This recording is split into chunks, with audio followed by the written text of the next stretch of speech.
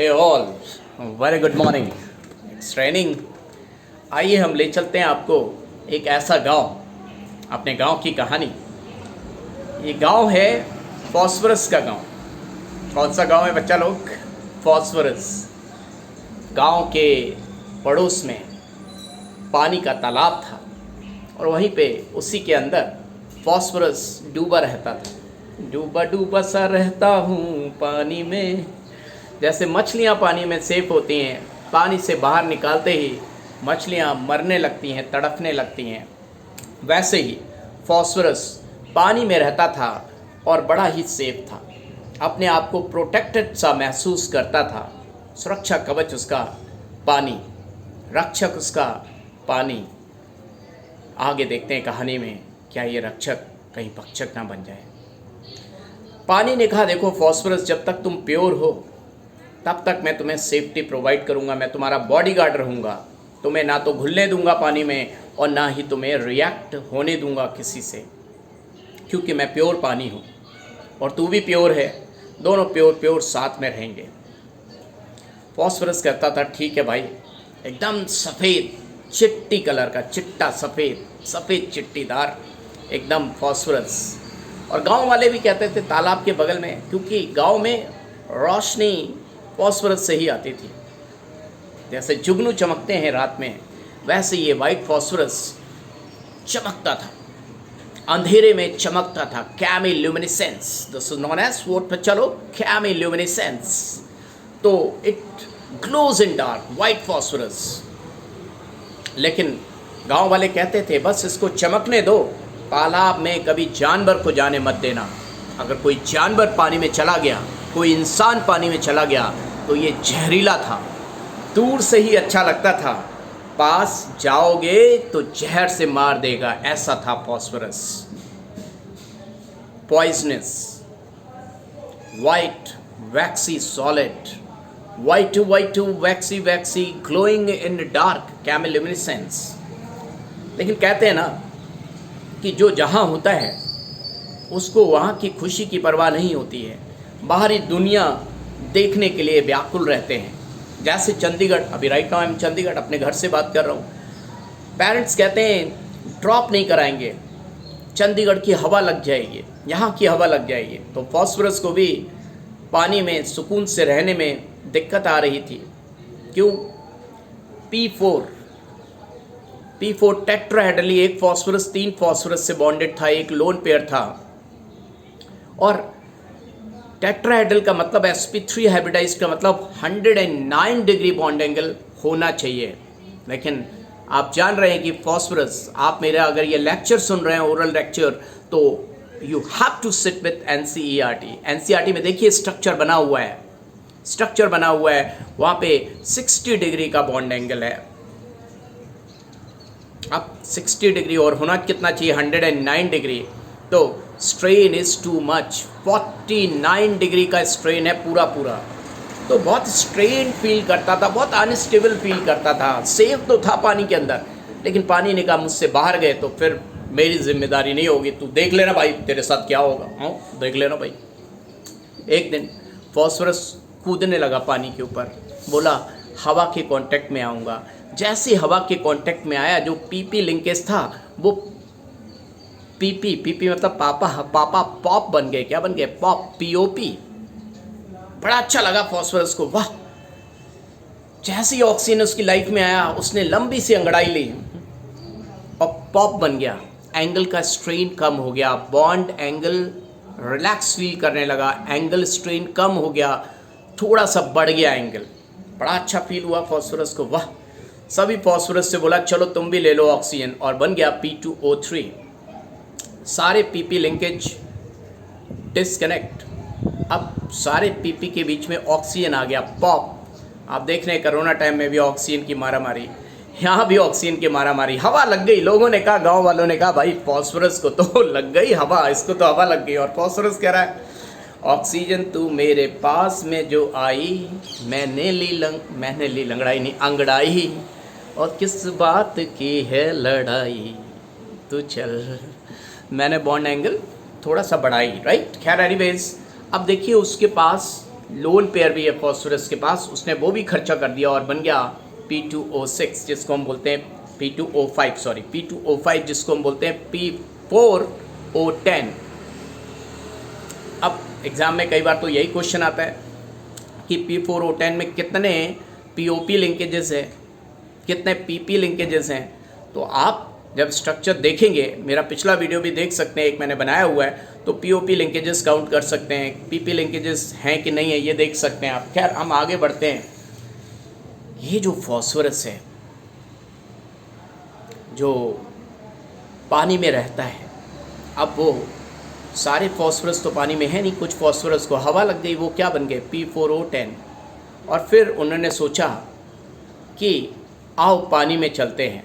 तो भाई जैसे ही पानी में एंट्री ली, पानी ने कहा देख जब तक तू प्योर था तब तक मैंने तेरी सुरक्षा करने की गारंटी ली थी, आज मैं तुझे बर्बाद कर दूंगा। और जैसे ही P4O10 पानी में एंट्री लेता है, पानी रिएक्ट करता है और बनाता है पायरोफॉस्फोरिक एसिड H4P2O7, और पानी मिलता है तो बनाता है मेटाफॉस्फोरिक एसिड HPO3 का होल एन, और पानी रिएक्ट करता है, मतलब एक P4O10 के साथ अगर 6 मोल पानी रिएक्ट कर जाए तो बनाता है ऑर्थोफॉस्फोरिक एसिड H3PO4। इतना ज़्यादा पानी का प्यासा कौन P4O10 कि 2 मोल पानी पीता है तो पायरोफॉस्फोरिक एसिड बनाता है, 4 मोल पानी पीता है तो मेटाफॉस्फोरिक एसिड बनाता है, 6 मोल पानी पीता है तो ऑर्थोफॉस्फोरिक एसिड बनाता है। और जबकि फॉस्फोरस पानी में ही रहता था, कुछ पानी नहीं पीता था। आज जब हवा लग गई फॉस्फोरस को, जब वो बन गया P4O10, तो कितना पानी पी रहा है। पानी में रह के भी पानी पीने का मन नहीं करता था, लेकिन जैसे ही ऑक्सीजन के चक्कर में आया, पानी पिए जा रहा है, पानी पिए जा रहा है। That means P4O10 has very strong affinity for water. Pyrophosphoric acid also reacts with water to give orthophosphoric acid. Metaphosphoric acid also reacts with water to give orthophosphoric acid. इसका मतलब oxides of phosphorus, whether it is P2O3, P2O5, that is known as P4O10, they all needs water. They have a strong affinity for water, and even we knew that, or we can say we have knowledge of that, even orthophosphoric acid is dehydrating agent. अगर alcohol, organic chemistry में alcohol की reaction कराओगे आप H3PO4 के साथ, तो वो उसको डिहाइड्रेट कर देगा, just like H2SO4, concentrated H2SO4 dehydration करता है अल्कोहल का, वैसे ही ऑर्थोफॉस्फोरिक एसिड भी करता है। तो बच्चा लोग याद रखिएगा, P2O5 aqueous CaO dehydrating agent, P4O10 aqueous CaO dehydrating agent. और ये P4O10 इतना बड़ा पानी का प्यासा होता है कि इसके साथ अगर H2SO4 को छोड़ दें कुछ देर के लिए तो उसका भी पानी निकाल देगा, SO3 बना देगा, एनहाइड्राइड ऑफ सल्फ्यूरिक एसिड। मतलब बड़े बड़े पानी के प्यासों का भी पानी पी जाने वाला है कौन? P4O10। Are you getting my point? खैर अब मेरी बात ध्यान से सुनिए, सारी बातें एक तरफ, और वाइट फॉस्फोरस जो पॉइजनस है, गांव वालों ने कहा इसकी पॉइजनस नेचर को हटाते हैं यार, तालाब में जाना तो पड़ेगा, तालाब में ऐसे कैसे, जब तक हमारे जानवर हैं कब तक ऐसे रहेंगे। तो लोगों ने क्या किया, फॉस्फोरस, वाइट फॉस्फोरस को लिया और हीट किया। हीट करो तो आग लग जाएगी। तो लोगों ने क्या किया, ऑक्सीजन से कांटेक्ट छुड़ाया। They have kept phosphorus away from the contact of oxygen, that means inert atmosphere maintain किया जहां ऑक्सीजन की एंट्री अलाउड नहीं थी, और उन्होंने हीट किया उसको। जानते कितने टेम्परेचर तक? 573 kelvin. No need to remember the temperature, but remember that inert atmosphere, क्योंकि ऑक्सीजन के साथ वाइट फॉस्फोरस को रिएक्ट कराओगे तो वो ऑक्साइड बना देगा, और बहुत ज़बरदस्त इसकी ग्लोइंग नेचर और हीट निकलती है और आग लग जाती है। आप देख सकते हैं, आप चाहें तो कभी नेट पे डालिएगा तो बहुत ही अच्छी रिएक्शन होती है और बहुत ही ग्लो प्रोड्यूस होता है।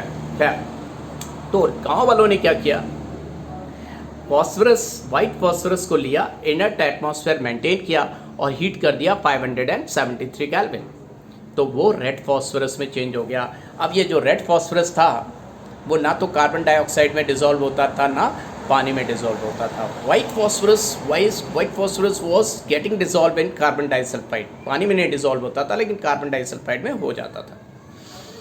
लोगों ने कहा वाह वेरी गुड, मज़े आ गए, रेड फॉस्फोरस तो इनर्ट है। लेकिन लोगों ने कहा कुछ और करते हैं। उन्होंने रेड फॉस्फोरस को लिया और और हीट कर दिया 873 केल्विन पे, वो ब्लैक फॉस्फोरस में चेंज हो गया और ये ब्लैक फॉस्फोरस का नाम रखा अल्फ़ा ब्लैक। अब ये ब्लैक फॉस्फोरस बिल्कुल भी पॉइजनस नहीं था और ये फॉस्फोरस की एक पॉलीमरिक चेन बना दी इसने।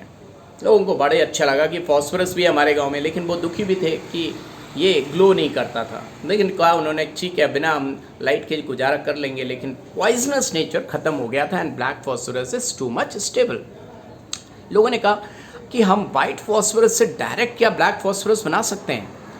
ट्राई किया उन्होंने कि वाइट बनाओ, फिर रेड बनाओ, फिर ब्लैक बनाओ। बहुत टाइम लगता था, कई दिन तक इनर्ट एटमॉस्फेयर में छोड़ना पड़ता था फॉर सेवरल डेज, तब वो बनता था। तो व्हाट दे डिड, उन्होंने वाइट फॉस्फोरस के ऊपर चढ़ाई कर दी, मतलब प्रेशर इंक्रीज किया और 473 केल्विन पे ही that white phosphorus has change into beta form of black phosphorus only at 473 Kelvin. But for that you have to apply pressure and you have to maintain an inert atmosphere. Are you getting my point?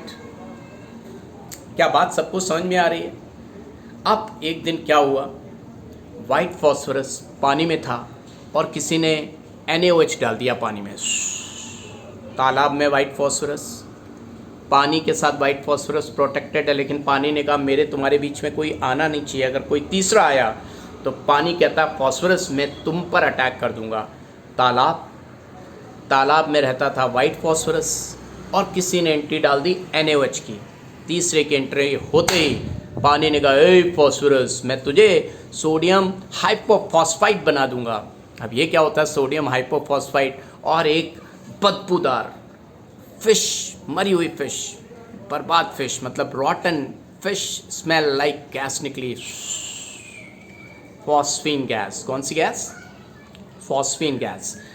When white phosphorus P4 reacts with water in presence of NaOH, जब तक NaOH नहीं होगा white phosphorus will not react with water. तालाब पानी का, पानी NaOH, white phosphorus will release vortex rings, छल्लेदार ring बनाती हुई फॉस्फीन गैस निकलेगी,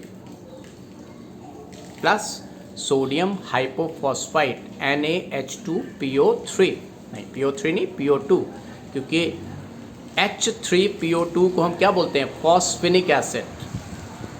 H3PO2 is known as phosphinic acid.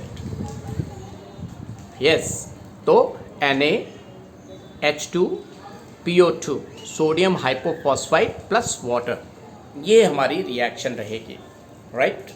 चलिए, इतना था फॉस्फोरस के बारे में। White phosphorus, red phosphorus, black phosphorus, और फॉस्फोरस पानी में सेफ था, लेकिन किसी तीसरे की एंट्री आते ही या इम्प्योर फॉस्फोरस होते ही पानी कहता मैं रक्षक था, लेकिन जब तक तू प्योर था, आज मैं तेरा ही भक्षक बन गया हूँ और तरह तरह की रिएक्शन शो करूँगा। Okay, bye to all of you. फिर मिलेंगे नेक्स्ट वीडियो में। Oral revision is the best revision just to get self confidence and to get good marks in your NEET examination. आपको अगर ओरली नहीं आ रहा है तो कुछ देर के लिए आप NCERT लेके साथ में बैठें और फिर इसी वीडियो को विदाउट NCERT सुने। अगर आपको मेरी बात क्लियरली समझ में आ रही है, दिख रही है, विजुलाइज हो रही है, तो डेफिनेटली आप सही डायरेक्शन में हैं। बच्चे क्या करते हैं, बहुत सारी टेस्ट सीरीज़ ज्वाइन कर लिए हैं, बहुत सारे टेस्ट दे रहे हैं, बहुत सारे क्वेश्चन सॉल्व कर रहे हैं। कुछ नहीं होगा भाई, जब तक तुमको NCERT की रिएक्शंस नहीं आई, you won't be able to do anything. तो रिएक्शंस पे कमेंट करिए जब तुमको लगता है कि हमने सारी रिएक्शंस कर ली, then definitely you can go for any test series. उससे पहले बिल्कुल भी नहीं, राइट। चलिए, मिलते हैं नेक्स्ट वीडियो में।